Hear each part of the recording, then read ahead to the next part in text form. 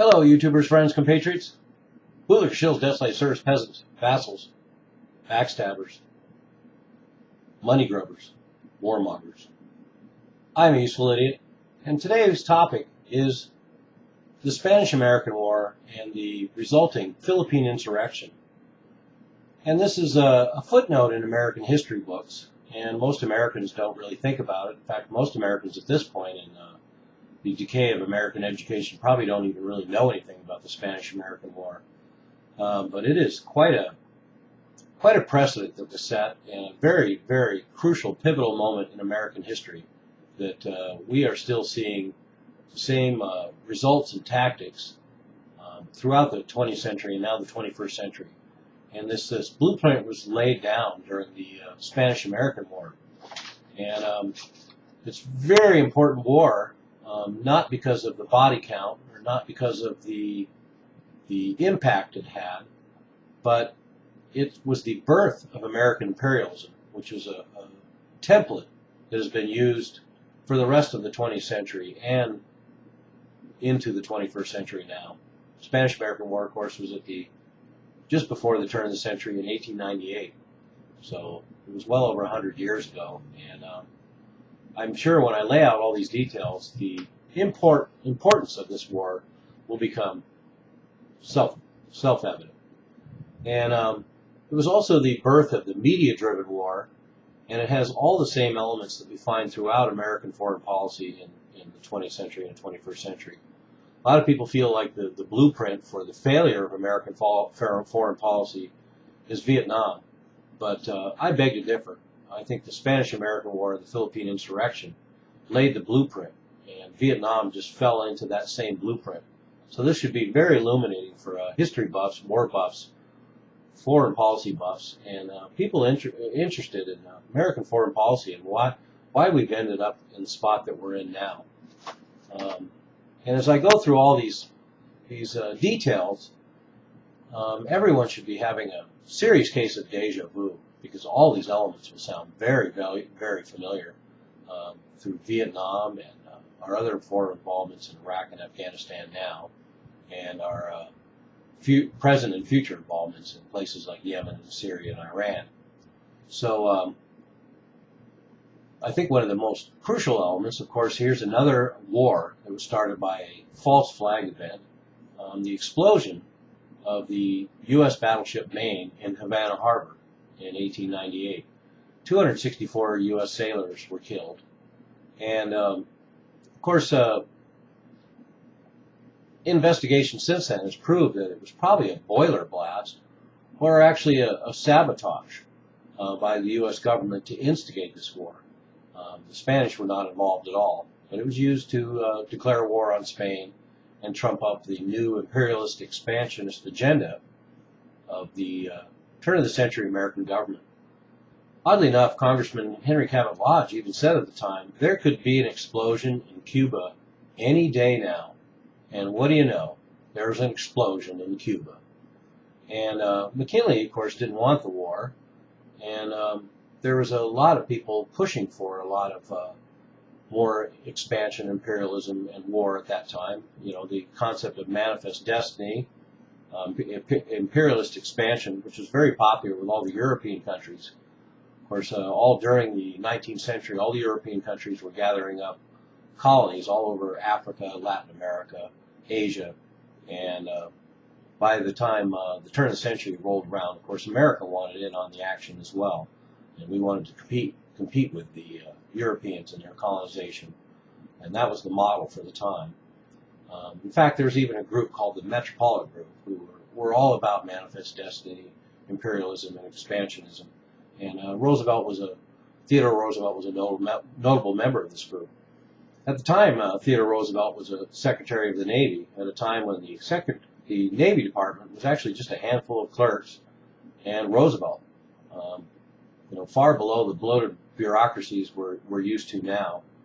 And, the U.S. had always been interested in Cuba, especially after the frontier officially closed in 1890, and there was no more westward expansion. So we had to look other places to find new resources and new areas to expand into. And Cuba is very convenient, 90 miles off the coast of Key West, Florida. So it made a lot of sense. And so Roosevelt was Secretary of the Navy at the time, and he resigned his post when the Spanish-American War broke out and became a lieutenant colonel in the Army. And, everyone knows that,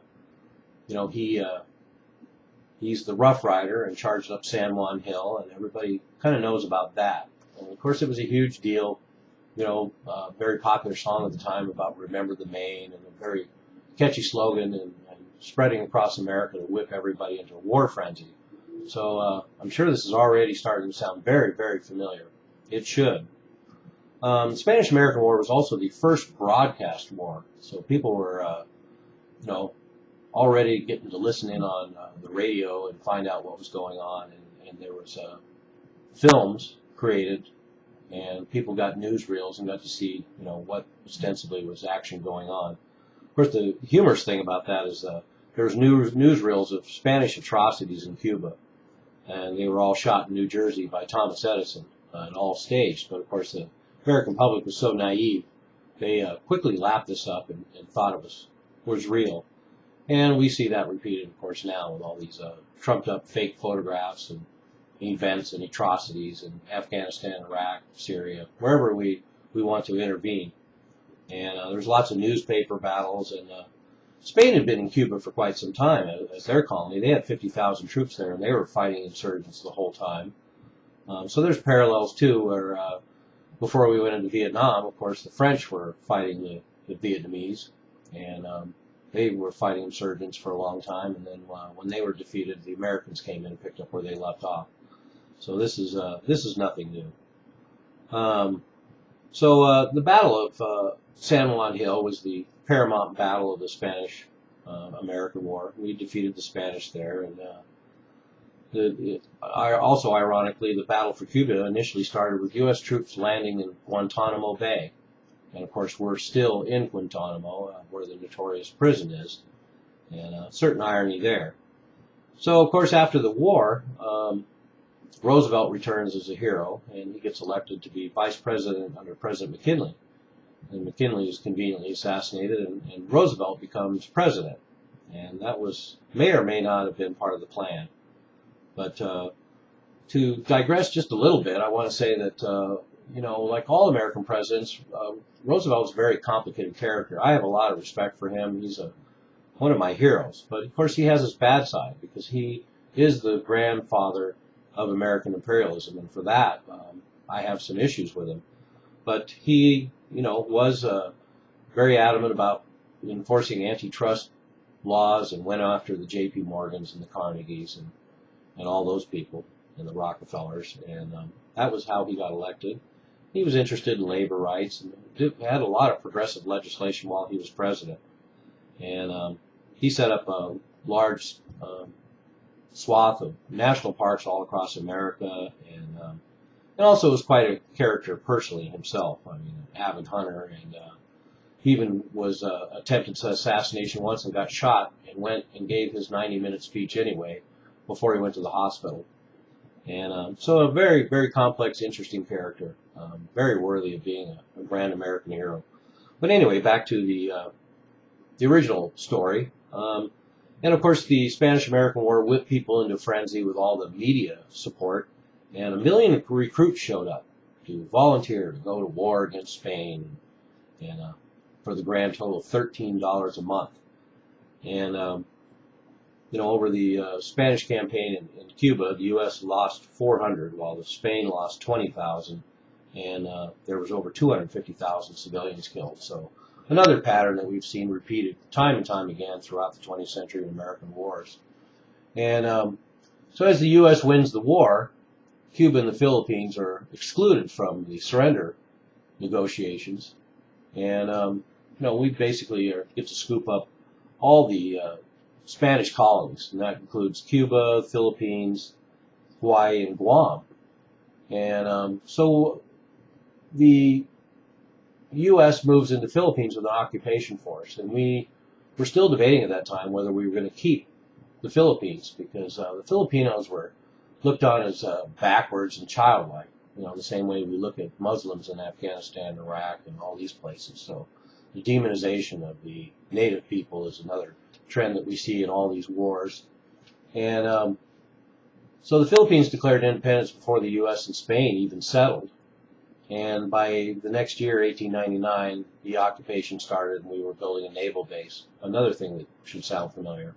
We occupy these countries and we build these huge bases, and we see that trend continuing today. And, when Spain surrendered, we even negotiated with them, so we had a staged battle where the Spanish surrendered. There was no casualties. It was all staged just so they could save face. So interesting sidelight to the Spanish-American War. And Andrew Carnegie was so interested in saving America the trouble of an occupation, he even offered to pay the American government $20 million to buy the Philippines their independence. But the U.S. was more interested in occupying the country. So the Philippine occupation started, and initially, as in so many situations, we were greeted as liberators. A Filipino general who ran the insurgency, General Aguinaldo Filipinas Garcia, and he was said that our liberators have come to help us join the pantheon of free nations. And then we spent the next 6 years occupying the country, and of course we were greeted as liberators, and then we turned into occupiers. I hope this sounds familiar as well. Say maybe a country like Afghanistan or Iraq. So at the height of our occupation, we had 126,000 U.S. troops in the Philippines from 1899 into the 20th century. And because it was an insurgency, the enemy insurgents were not entitled to the privileges afforded to prisoners of war. So there was a lot of killing and torturing, and they even had a policy to kill every Filipino male over the age of 10. And ironically enough, too, they used what they called the water cure, which was America's first use of waterboarding against Filipino insurgents in the Philippines in 1899 and into the early 20th century. And so our liberation turned to occupation. Our occupation led to insurrection, a pattern that's been repeated over and over again throughout the 20th century with American foreign policy. And there was 20,000 deaths in the Philippines in that time, and very gruesome as well. My grandfather actually served in the U.S. Navy and was over in the Philippines during the Philippine insurrection. And I actually have family photos of my grandfather posing with Filipino heads on sticks and piles of skulls. So it's a very brutal campaign, and the U.S. pulled out all the stops to overwhelm the insurgency. Of course, from the Filipino side, it looked like they were freedom fighters. They spent all that time fighting the Spanish, and then they finally get liberated from the Spanish, and then we come in and we occupy, and they spend all this time fighting us. Another pattern that is repeated over and over again in American foreign policy throughout the 20th century. And there's a lot of interesting developments technologically as far as war is concerned too. We were using observation balloons and Gatling guns in the Spanish-American War, and we took that technology to the Philippines. So, hardly something that the insurgents could deal with. But, as in Vietnam and Afghanistan and Iraq, a very poorly armed ragtag bunch of peasants managed to hold us at bay with 126,000 U.S. troops armed with carbines and balloons and battleships and Gatling guns. And they managed to stave us off for 6 years. And the president at the time was Roosevelt. When he became president after McKinley was assassinated, very conscious of public relations. So he worked very closely with the media to make sure that public perception stayed on the U.S. side throughout the Philippine insurrection. And, the rhetoric against the Spanish tyranny, we see that now. It's being repeated in Syria, that bloodthirsty regime and all that sort of stuff. We painted Spain the same way, and, it's hard to look at Spain now and think that we characterize them as the, demonic baby killers from hell. And, this is just, we find these same elements over and over again, the racism, the nationalism, and the ethnocentrism Um, it's just heartbreaking to see this pattern repeated over and over and over again. So, in the end, of course, we maintained our presence in the Philippines, and we indoctrinated the Filipino population as we set up a whole infrastructure there and school systems. And a lot of Americans might look at those sort of contributions as something valuable. And certainly in the long run, the Filipino thing has worked out. They turned out to be a very steadfast ally of the U.S. And, Filipino culture is very civilized, and they have a very, democratic form of government, and they've had it for quite some time. So they've reaped the benefits much the way that Japan and Germany have reaped the benefits of American occupation. But I think if we focus in on the pattern of a occupation that turns into an insurrection, that is the heart of the matter. And the fact that we use such brutality and such demonization of the population to do it.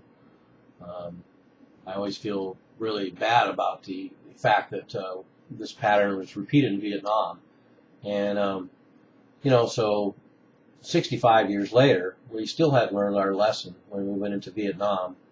And incidentally, a lot of people don't really know that Ho Chi Minh reached out to the U.S. government. Ho Chi Minh, the leader of North Vietnam, led the insurrection against Japanese occupation all during World War II. And then when the Japanese were expelled, the French wanted their old French Indochina colony back. And the U.S. essentially said, well, we want you to join the UN. And France agreed that they would join the UN if America helped them reclaim their colony in French Indochina after World War II. So you can imagine the indignation of Ho Chi Minh when he spent all this time fighting the Japanese, long before America got involved in the war. And then after the end of World War II, the French come back in, and with American support. And then the French are defeated by the Vietnamese in 1954, and then the U.S. comes in and takes over and ups the ante. And, once again, we see this pattern, just like in the Philippine insurrection, where we think we're going to overwhelm them with firepower and technology. And it didn't work. In Vietnam, of course, we lost over 50,000 lives, and we were in there for a decade. And the results are the same. Interestingly enough, Vietnam has settled their differences with us, and we have a very cozy relationship with Vietnam, like we do with the Philippines. And theoretically, that could end up working out in places like Iraq as well, although I don't think so. There's a level of corruption and malevolence in those countries like Afghanistan and Iraq that I don't think we're prepared to deal with. Germany, Japan, Philippines, those are different places. So anyway, Ho Chi Minh approached the U.S. and wanted to model his government after the U.S. government and model his constitution after the U.S. Constitution. And our government and Eisenhower blew him off. And so, of course, at that time, you only had two choices. You go to the Soviet Union and you go to the U.S. to help rebuild your country. The U.S. turned him down, and so he turned to the Soviet Union. Not necessarily because he wanted to be communist, but he needed some outside help to reconstruct Vietnam after the Japanese occupation. So anyway, I digress a little bit. I just wanted to tie in the similarities between what happened in the Philippines, America's actual first Vietnam, and what happened in Vietnam. And I want to dispel this American mythology that our first military foreign policy blunder and debacle was Vietnam, and that laid the blueprint for our further failures.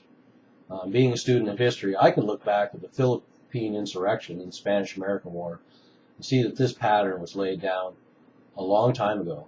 And so anyway, I hope this little history lesson enlightens people, and feel free to look into the Spanish-American War and the Filipino insurrection some more. It's a very interesting, fascinating story for history buffs, and certainly for foreign policy buffs, it's a lesson.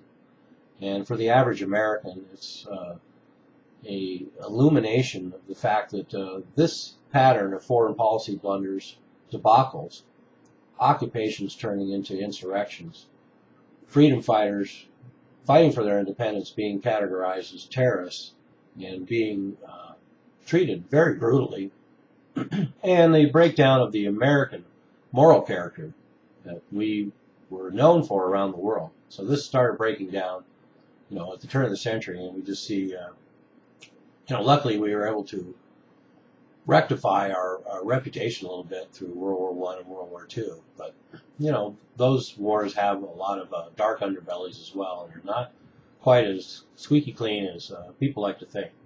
So anyway, there you have it. I'll put some links on here, and also I just encourage people to look into it some more, and fascinating history, and lessons to be learned. I'm a useful idiot. Don't you be one too.